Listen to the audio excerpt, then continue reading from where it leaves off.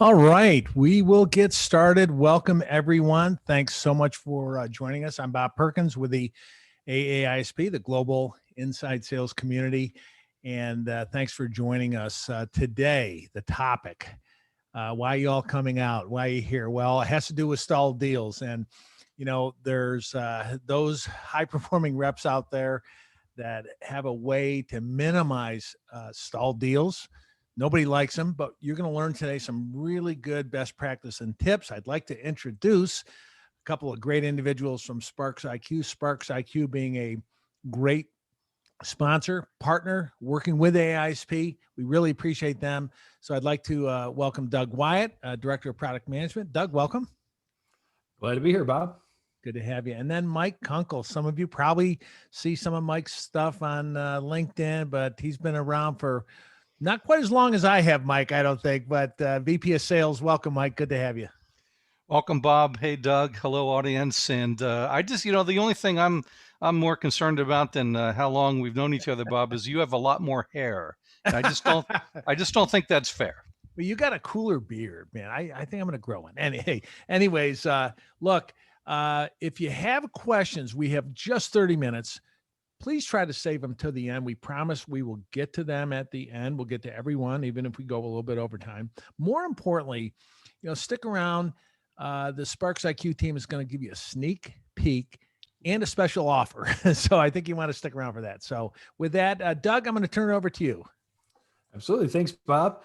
So Bob alluded to it, but we're here to talk about stalled deals, no decisions. And this is something that we keep hearing is prevalent today, and somehow has become more prevalent even than it ever was, where, you think you have something going, a good opportunity with a potential customer, and for some reason, things go dark, you stop getting responses, and it's not a great feeling. And it's something a lot of salespeople and sales teams as a whole face. So we're going to offer some solutions and preventive steps to be able to address these. We're going to help you think about things from the buyer standpoint to understand what's at the root of some of these situations. We're going to teach you a little bit about what we call the buyer-centric approach. We're going to teach you some things that you can do in discovery that are going to help prevent these stalled deals, as well as, of course, qualifying, which is something that is a big factor in preventing stalled deals. And then we're just going to talk a little bit about managing the opportunity through the process to make sure that you don't get those disconnects that eventually become no decisions, stalled deals, buyers going dark, things like that. So Mike, why don't you kick us off and introduce the audience a little bit to what we call the buyer-centric approach? Yeah, absolutely, Doug. Hi, everybody. There are some things that we're going to talk about today that aren't often talked about. And buyer-centric approaches have been around for a while, but we don't always really define what it is. So let's start there, right? We think of buyer-centric selling as really being the best of the past. It's consultative, it's value-based, it's an outcome-oriented sales methodology, but it's molded to work with modern buyers in our current business climate. And we do that to help buyers buy in an informed way to achieve the outcomes, the desired outcomes that matter most to them. So this is really flipping the script, right? And so if we go into a little bit more detail about this customer and buyer-centered view, it's really about operating in your buyer's best interest, right? Having a solid foundation of worthy intent or good intentions. And then it's about demonstrating that. It's showing and exhibiting to your buyers this buyer-centric mindset and behaviors through the things that you do differently than others. It starts with a focus on problems and solutions, not product pitches or feature dumps. We're in the 21st century, and it still amazes me on a daily basis the number of LinkedIn emails that I get that are a massive product pitch, don't talk about anything from my perspective. And it's about selling the way that buyers want to buy.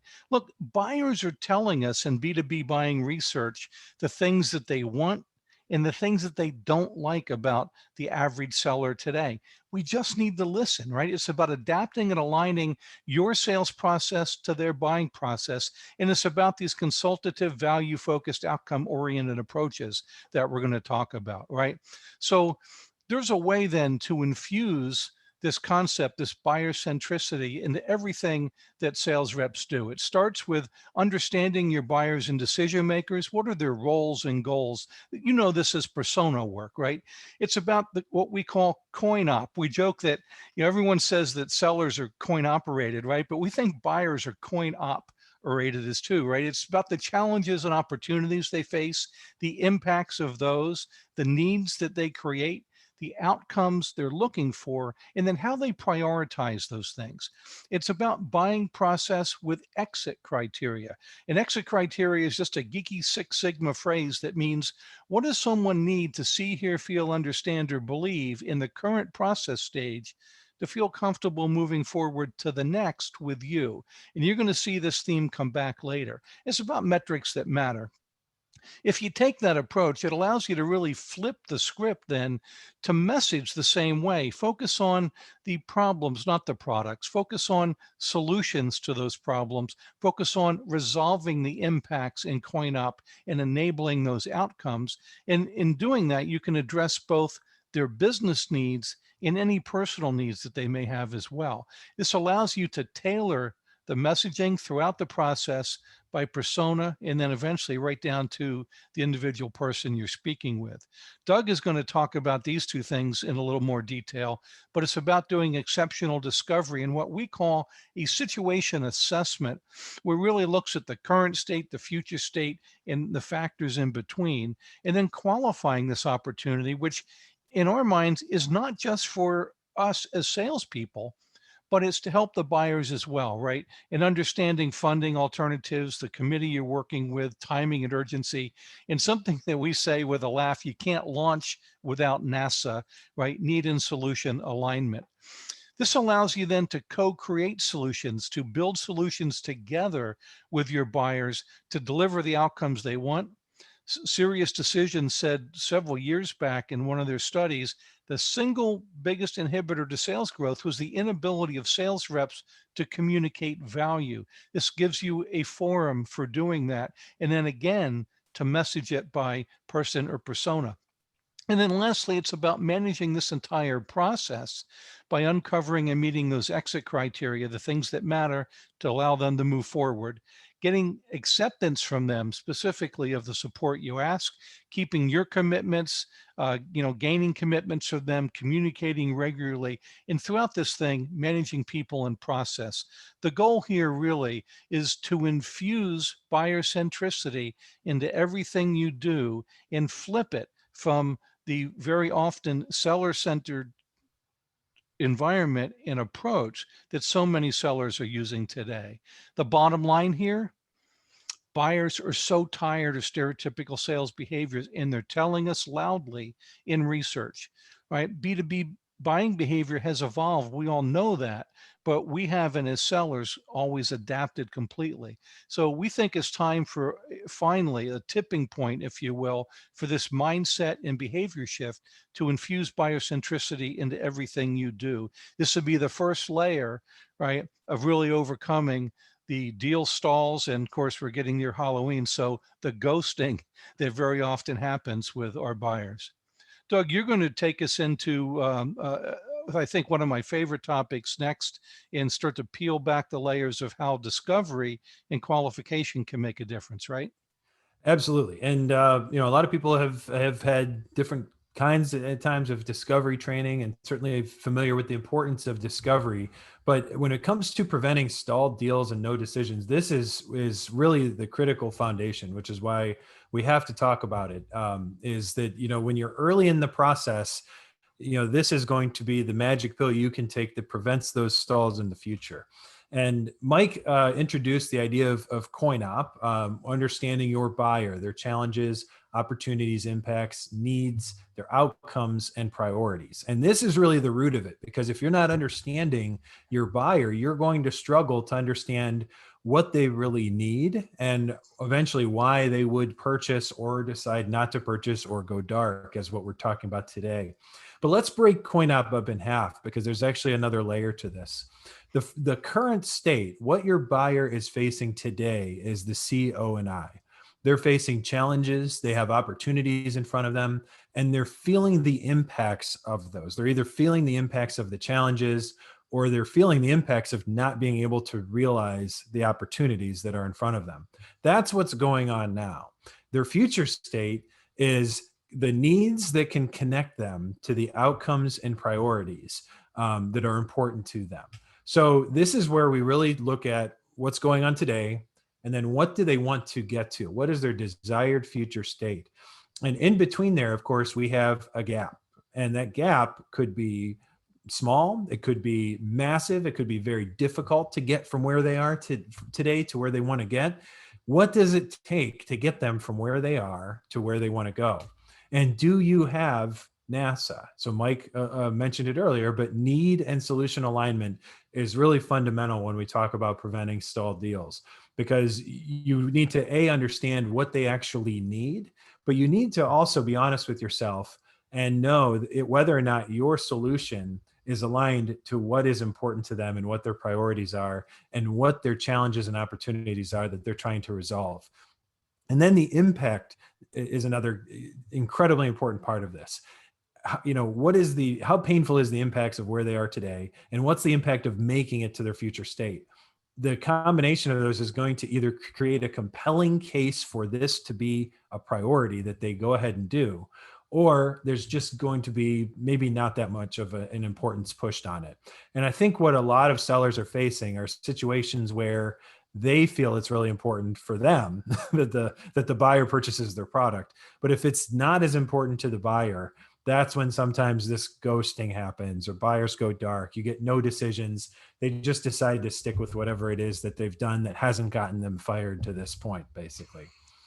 So one of the key points here is doing this discovery, the situation assessment, and truly understanding the buyer's current state, future state, and how aligned you are with your solution being the thing that can get them where they want to go.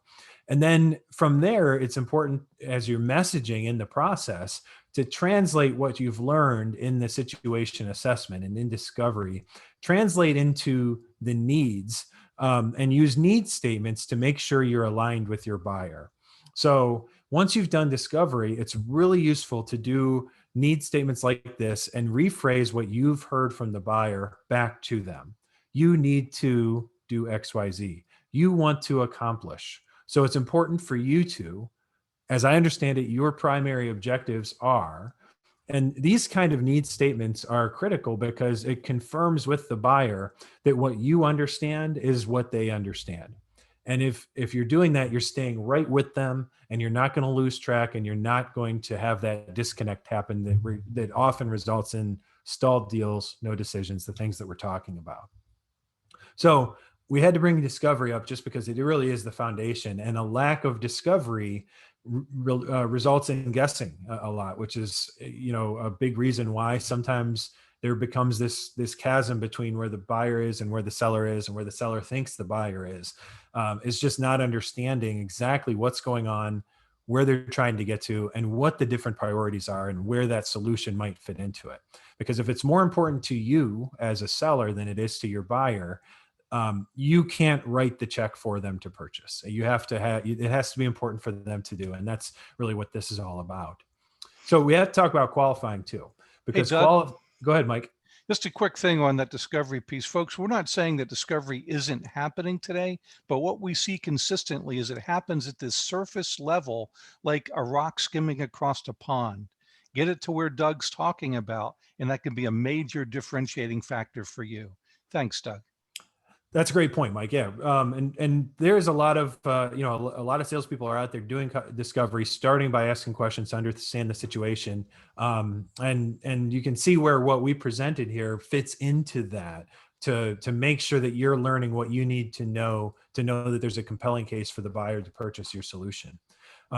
We have to talk about qualifying, because qualifying is so big when it comes to preventing customers to going dark and buyers just disappearing on you. So qualifying based on the things we've already shown you, you can understand where discovery makes sure that there's a compelling case for them to purchase. We talked about NASA, which is need and solution alignment. How aligned is your solution to what they need? And if the answer is not very, it's going to be something that's just not as important to them. So those are two key models, and we're going to introduce another one here called FACT. So discovery and coin op are kind of the first step of qualifying, to make sure that when you look at the whole situation, there's something meaningful here for the buyer to do that's going to be compelling enough for them to act. Kind of talked about that already. You also need to take what you've learned and confirm that you truly have NASA, like Mike talked about, need and solution alignment, to make sure that the problem they have is something that they understand that your solution can help them solve. You can't launch a sale without NASA. I'll reiterate what Mike said. But then there's another model we wanted to introduce about qualification here. And chances are you've been trained in some kind of qualification model before. There's some good ones out there. We're going to share one that we have that we feel meets a lot of the buying situations that sellers are facing today. And it's called FACT. And it really just assesses the buying environment. Funding is not a matter of whether or not you're dealing with the person who holds the purse strings, but it's just understanding, can they pay for it? If it's not budgeted, can who you're working with, the team you're working with, secure and access the funding they need to purchase? It's not whether or not they have it budgeted, it's can they access funding? Alternatives is a matter of gauging where you are against their other options. Their other options could be direct competitors, could be maybe, depending on what you're selling, there could be something they could do themselves that is okay, maybe not great, but it's okay and they can do it themselves. That's something you're up against potentially. Or, of course, the almighty status quo. Whatever they're doing now that hasn't gotten anybody fired because it's bad. Whatever they're doing now has kept them having their job. And if they were to make a really bad decision, there's a chance that it could go awry and they lose their job at an extreme. So we can't underestimate the strength of the status quo.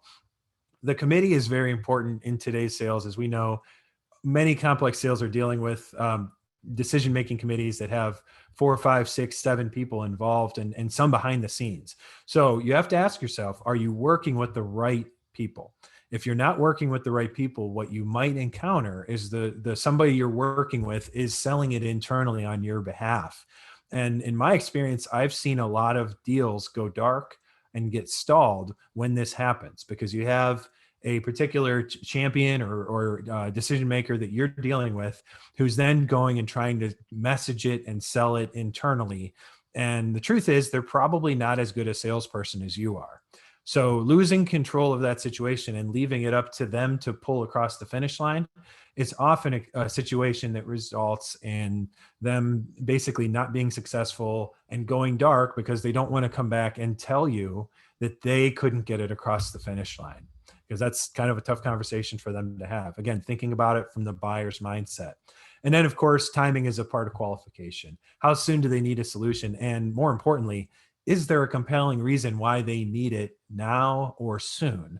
Or is it just something that's kind of a nice to have that they'll get to when they get to?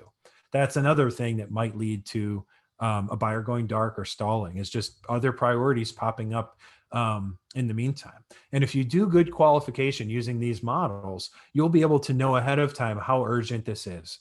Is this something that's really compelling and timely? And if it's not, at least then you understand a little bit why maybe they're going dark, or you set your timeline for follow-up to meet their schedule so that you're not wanting to get going faster than what they're anticipating that you should be doing together. So qualifying, like I mentioned, it's a critical part of all of this. You can't launch your sale without NASA. You need to understand through discovery what the situation is, how compelling is this for this? Is it really something they need? And be honest with yourself when you ask that. And then get your facts straight, understanding the funding, the alternatives, the committee you're dealing with, and the timing ramifications are going to make sure that you understand what's going on in the buying environment and you're not getting disconnected from it. So don't rush to disqualify too quickly, but make sure you understand the situation. And then something we like to say sometimes, if the horse is actually dead, meaning this, you've tried and tried and tried, and it's just not happening, it's not meaningful to the buyer, go dismount and go somewhere else. If the horse is dead, dismount. Don't be afraid to do that if they are truly disqualified. Mike, why don't you talk a little bit about when you have an opportunity that you've done this with and now you're managing it through the pipeline? What else should we be thinking about to prevent the stalls? Yeah, I'd say it's opportunity management, Doug, but I would also say that every time we talk about the horse and the dismount, my age, showing my age here, I think about Animal House and that poor horse with its feet up in the air. Um, that sometimes it's time. So look, let's shift for a second. Now we're managing this opportunity through the pipeline. We're going to introduce what may be a relatively new concept for many people, this concept of the value stack and decision thresholds. So what do we mean by these geeky terms? So there's a starting point for every sale, right? And then there's a point at which the buyer decides they're going to engage with you and actually sit down and have a meeting. And then they might consider your solution and start thinking about, yeah, this might be the right thing for us. And then at some point, they have to decide to involve other stakeholders inside their business and actually form that committee, the buying committee that Doug talked about, and decide to explore. At some point, they're going to be willing to review a proposal or a finals presentation, and then actually finalize terms and get to a purchase threshold where they decide to purchase, after which there's a loyalty threshold, right, to stay loyal to you and stay your customer. Now, these thresholds that I've shared here may not be exactly the right thresholds for your company. Don't get caught up in that. Just envision your thresholds here, and those thresholds align to the buying and selling process most likely for you. Now, there's another interesting factor. You see these green arrows on the right. For any given threshold, let's pick engagement. Let's say in a scenario, you are selling something to a startup software company who is in bootstrap mode, pre-funding, and they barely have the money to keep the lights on. The likelihood of engaging there, that engagement threshold is going to be really high to get an appointment and try to sell them something. Now, let's fast forward 6 months. They've got 1,000 customers. They're growing like a unicorn, and they've now secured 25 million in Series A funding. And you have a product that will help them hire salespeople more effectively as they're growing. That engagement threshold is probably coming down to have a conversation, right? So there are various factors that could influence that. But then there's something else, right? There's something we call the value stack. They have a level of awareness of you and your company and your products and solutions. There's a level of interest that they have based on the problems that you solve that they have. And there's a level of relationship that they feel toward you. And the value stack, we say, is pumped up with air, and the stack needs to reach the engagement threshold before that buyer will engage with you, right? And again, remember, the thresholds may go up and down, and there's no formula for how much of it needs to be awareness, interest, or relationship, right? That may vary by deal, by person, but you need to have those things to meet their threshold. And if you want to get all the way to the end, we say that every deal needs air to breathe. You've got to get your value stack to meet each of those thresholds along the way to get to the very end, to get them to purchase and then eventually stay loyal and become a loyal customer of yours. And understanding and asking questions about what are they aware of and what they aren't, what are they interested in and how can you solve that, right? What kind of relationship are you building? Are you building a trusting relationship? Are you keeping your commitments? How important is that to them? Understanding these factors in air can, and when, especially when you're having trouble getting to a threshold, you can step back and say, well, are they aware? Do we have the right relationship? Where am I wrong on interest? What do I need to do to pump up that value stack to get to the next threshold? And there's something in the interest portion that we think would be very important for you. It's the value drivers. And we say there are 4, right? But there's some stuff embedded in here, right? We think there's business value, there's experiential value, aspirational value, and personal value. Business value is that meaningful impact on either key financial or operational metrics. So it might be revenue or operating income, net profit, EBITDA, right? Or it could be operational metrics, right? It could be the amount of shrinkage for a retail chain. It could be For sales, it might be sales velocity or conversion ratios, whatever the operational metrics are. Are these the things that really matter to your particular buyer that you're talking with at the moment? Then there's experiential value. This is sort of process oriented. It's the improvement or easing of day-to-day processes from operational, aside from the operational metric improvement. And this could be things like customer experience, employee experience, if you're hiring, the candidate experience, policies, practices, processes, anything that is an experience inside that company. Then there's aspirational, very often found at more senior levels, but it's alignment with the organization's mission, vision, values, strategic objectives, the way that they want to be perceived in the marketplace. And then lastly, there's personal value. These are positive impacts on the buyer as an individual. Now, it will most often be something relative to their work life, business life, career trajectory, political capital, whatever that might be. But it could also be something about them that is important for them. And you might find the CFO, for example, has a need for order and organization. And when you work with them, you have to have very clear structures and organization and easy ways to find things, right? So it could be any of these, but we say those are the value drivers that really create the interest. And if you're having trouble getting to that next threshold, right, take a look at these and see if they might be able to help. And the last piece of this puzzle, right, is buying process exit criteria. Again, I know this is a geeky term. It came from Six Sigma, but there is magic in them thar hills, as they used to say, right? So look at this process. I don't know that this is exactly like yours or your customer's buying process, but hang with me on this. There are objectives for each stage of this process. There are tasks that need to be completed in each stage, but then there's this thing called exit criteria. And if you look how we're defining buying process exit criteria, it's whatever each decision maker needs to see, hear, feel, understand, and believe at any stage to move forward to the next. And so you want to uncover that, clarify it, satisfy or meet that criteria, and confirm that you've met it. Because this is the thing that can happen. Let's take a look at these two buyers. In stage one, same criteria, right? But in stage two, their exit criteria are different. You have to meet blue and green, right? Next stage, hey, they're the same again.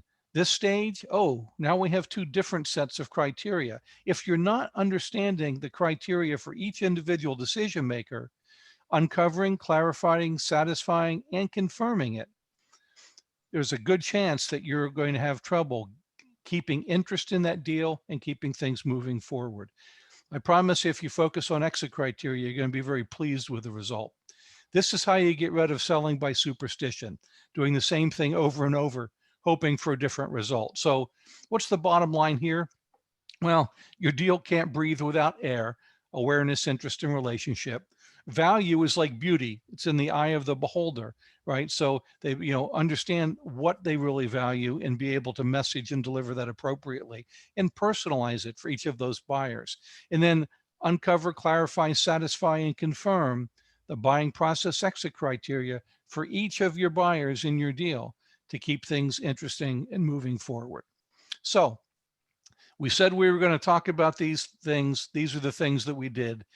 A buyer-centric shift in mindset, infuse buyer centricity into everything you do. Dig in beyond the surface level to discovery with CoinOp and the things that Doug shared.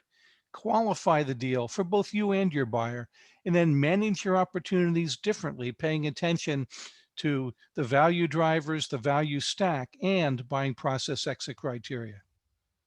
So that's the content today, but Doug, I know you have, and Bob kind of gave a preview. We have both a sneak preview and a special offer, right? That's right, Mike. So if anybody out there has been watching this and saying, this is interesting stuff, but I just wish I was hearing this message from somebody with more hair, we have some ideas on how we can help. All of this content we presented is part of an upcoming program that is going to be coming out in the next couple months from SPARXiQ called Modern Sales Foundations. And we've produced it with a team based out of Hollywood. And we have been able to really bring this content to life in a way that you can really watch it, absorb it, and bring it into your day-to-day sales behavior. So we'll show a very short video, and then we'll share a special offer too for anybody that's interested. And then just a reminder, type in a question. We have one in there. We'll get to that as soon as we can.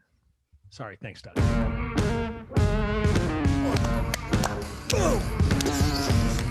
Hello, welcome to Modern Sales Foundations. We're going to share strategies to help you accelerate your sales.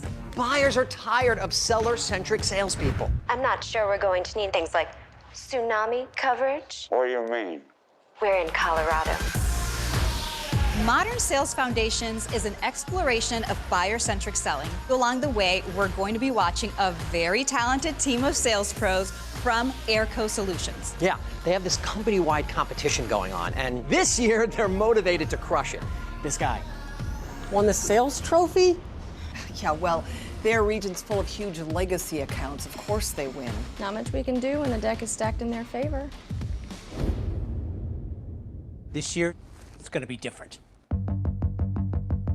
Their secret weapon isn't working longer hours, playing the numbers game, and hoping for the best. It's a buyer-centric approach that teaches sales pros like us to sell the way that buyers want to buy. You'll see typical approaches to selling situations and how that compares with the Modern Sales Foundation's buyer-centric approach. And you get show notes where you can read about the content in each episode and an after-show discussion you can't miss. I mean, it sounds great, but am I gonna have to fly to Dallas and sit in a conference room for 3 days? Please say no. No. Who wants to get started?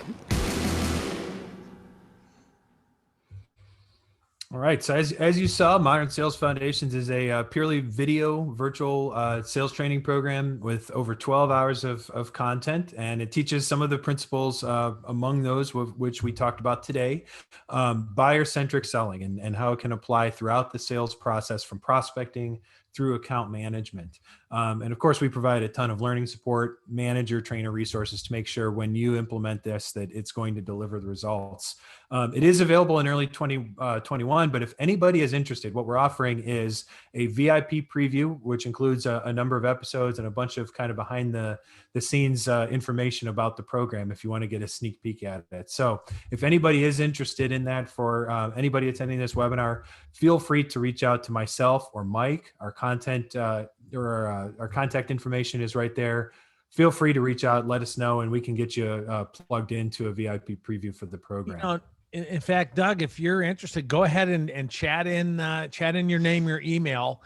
Mike and Doug can capture it right now if you'd like to take a look at that VIP preview. Go ahead and chat in your name and email if you would. Otherwise, there's your contact information. Wow, some really, really good stuff. We have a couple questions. I know some of you have to go. You have other meetings, but stick around just for a minute. We'll get to all questions here. Looks like Susan there. If you could grab that mic, reach out to Susan. Thanks, Susan. So the questions, here we go. Let's start with the first one. Buyers, do you understand or trust desired future states? Sellers need to build confidence in that future state. Otherwise, they will not move. How do you do that? It's a great question. That is a really great question. And that's something we actually talk about a little bit in the program too, is that sometimes we're counting on the buyers to understand their own buying process more than they do at times. And sometimes the buying process changes as they go, other people get involved, things like that. So a lot can change throughout the buying process. Their goals and priorities certainly can change. And that's part of, part of working the process is making sure you're clearly communicating, you're being authentic with them, and you're asking questions to prompt them to understand what they're trying to get to, as well as being able to give you that visibility. Mike, what would you add to that?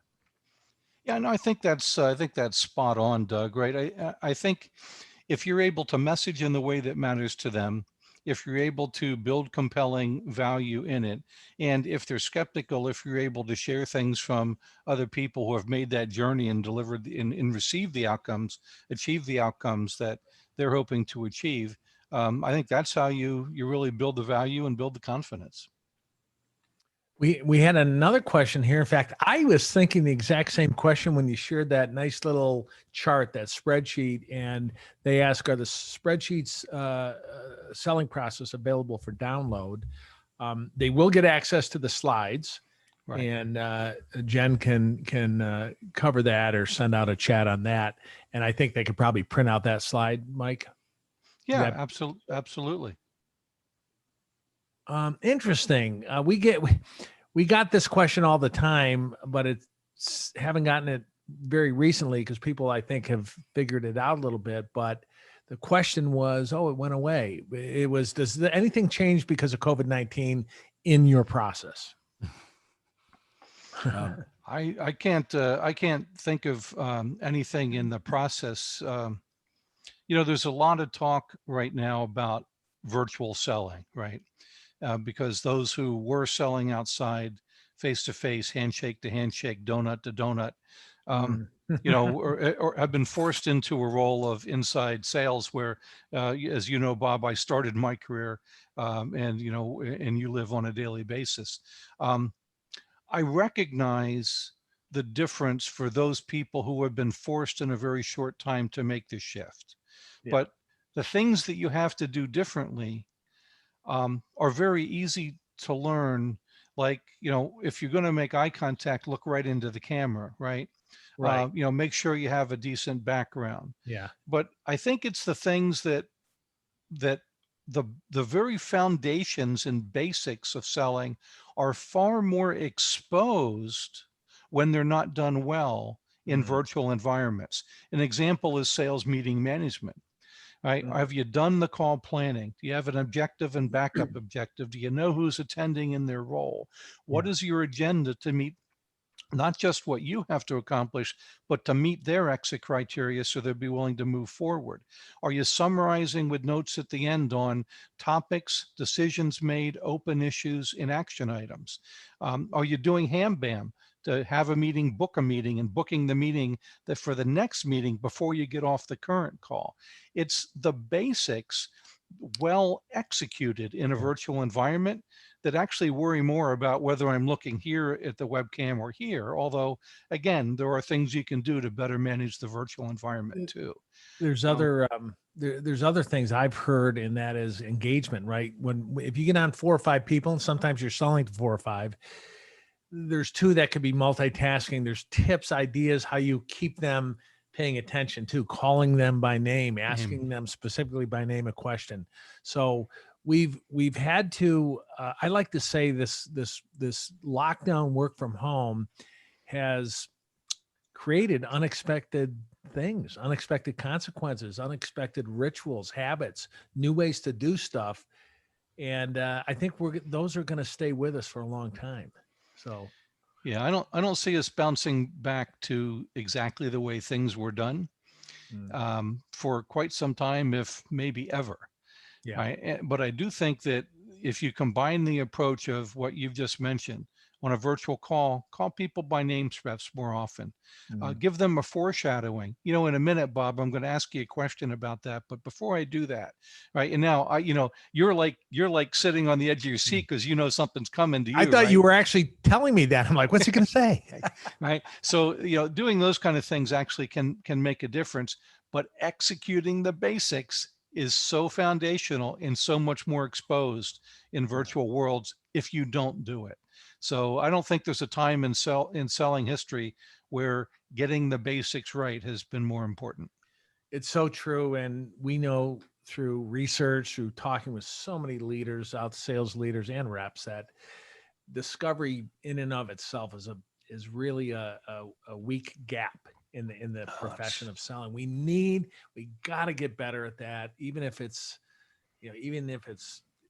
a little bit better, it's not great today, right, Mike? I mean, you see this all the time because that's what you do. Absolutely. I call it the rock across the pond, right? They're asking questions at a surface level. They're leading questions just to be able to get them to talking about their product as quickly as possible. Now, I'm not saying, look, if you're a consultant who can do bespoke solutions, you can just ask the customer questions about anything in their business and get to something you can do. I recognize that if you have one product to sell, you've got a direct discovery to a degree to figure out whether they have a need for that product. Yeah. But you don't do it by pitching the product, right? No. You do it by figuring out, what are the features and benefits of your product? What would it be like in their world if they aren't enjoying those features and benefits? Yeah. What questions can I ask to find out if that's the case? And then you ask the questions, you find out if they've got a problem that you can solve that leads you toward being able to talk about ways you can help them. That's a very different approach than what I feel very often coming at me, which is pretty much just product pitches. The other piece I just got to add to that. I like where you're going on the actual presentation of a demo, a product, talking about the things. Mm-hmm. So many sales reps think they have to cover the entire list of benefits or features, and it's not true. When somebody has one specific thing they're trying to solve, it may be one specific feature or solution. Absolutely. I keep looking for the kitchen sink sometimes. I expect the kitchen sink is coming soon. And that's so right. It's funny. It's a difficult habit, Bob, right? Because even when you train somebody how to target their demos based on things that really matter to the buyer they're speaking with, they still want to squeeze in just this other thing. Yeah. And it's very difficult to not do that. There's a way to be able to say, we also do a bunch of other stuff that, I can share with you at some point when those things are important. Let's laser in now, because you said you want to do X, Y, and Z. Yeah. Let's talk about ways we can support that That's to great. get you the outcomes you're looking for. Yeah, that's the powerful stuff. Well, look, I know some people have to leave to get to another meeting. It doesn't look like I don't see any further questions. This was really helpful. There were some neat tips in there. I love the thing that we forget that you talked about, which was, value drivers equals interest. And it's more than just, I have weak performing statistics on conversation conversion to a meeting with my SDR BDRs. Okay. It could be more than that, right? It could be experience value, personal value, aspirational. So don't forget those, right? Yeah, that was something interesting. Doug did this thing where we looked at the Bain value drivers. I don't know if you've seen that pyramid. It's incredibly impressive research and work. But I don't know how a salesperson would take that volume and then learn how to work with it. And so, Doug, tell them what you did over the course of a weekend, practically. I hold myself up and I said, well, first of all, I can't remember more than 4 things at a time. So the fact that there were 30 different types of value was useless to me. And I'm probably not the only one. So I said, I really tried to dial in and figure out what are the ones that are meaningful. And when you're thinking about it, to the point you just made earlier, feature or benefit, try to think about why that's important to the buyer. Is it something that is communicating experiential value? It's going to make their life easier. Is it something that is going to help their financial and operational metrics, which is business value? And thinking intentionally about that is important, especially if you can uncover early on in discovery, uncover what is important to the buyers in the way they talk about their impacts. So if they talk about, for example, that hey, there's a bunch of headaches around when we use this software. We get tons of complaints from our employees. It's crashing their computers. It's everything like that.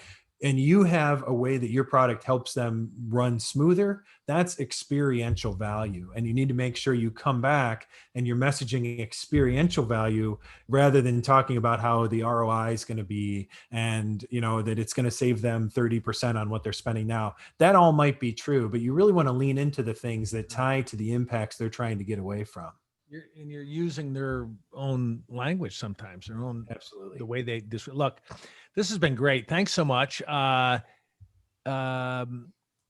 Let's see here. Okay, I think that's it. I was just checking for any more questions. Hey, everyone, thanks for sticking around. Thanks for coming out. And SPARXiQ, Doug, Mike, fantastic.